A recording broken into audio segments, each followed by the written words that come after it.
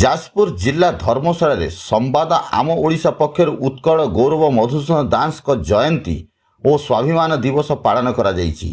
ବିଶିଷ୍ଟ ସମାଜସେବୀ କାହ୍ନୁଚରଣ ଦାସଙ୍କ ସଭାପତିତ୍ୱରେ ଅନୁଷ୍ଠିତ ଉତ୍କଳ ଗୌରବ ମଧୁସୂଦନ ଦାସଙ୍କ ଜୟନ୍ତୀ ଓ ସ୍ୱାଭିମାନ ଦିବସକୁ ଜାରକା ହାଇସ୍କୁଲ ଆମ ପାଠାଗାର ପରିସରରେ ମୁଖ୍ୟ ଅତିଥି ଭାବେ ବିଶିଷ୍ଟ ଶିଶୁ ସାହିତ୍ୟିକ ଡକ୍ଟର ପ୍ରିୟନାଥ ମହାପାତ୍ର ଯୋଗଦେଇ ପ୍ରଦୀପ ପ୍ରଜ୍ୱଳନ କରି ଆନୁଷ୍ଠାନିକ ଭାବେ ଉଦ୍ଘାଟନ କରିଥିଲେ।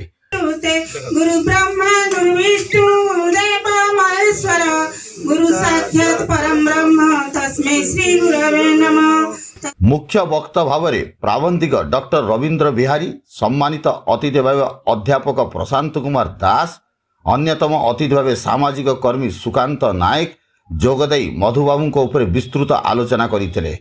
संवादर धर्मशाला प्रतिनिधि सीताकांत सामल प्रारंभिक सूचना प्रदान करिथिबा बेले समाज संवादिक अखिल स्वाई अतिथि परिचय प्रदान करथिले। सामाजिक कर्मी देवव्रत राउत स्वागत भाषण प्रदान करथिला बेले जारका हाईस्कूल प्रधान शिक्षक नरेंद्र लेंका धन्यवाद अर्पण करथिले।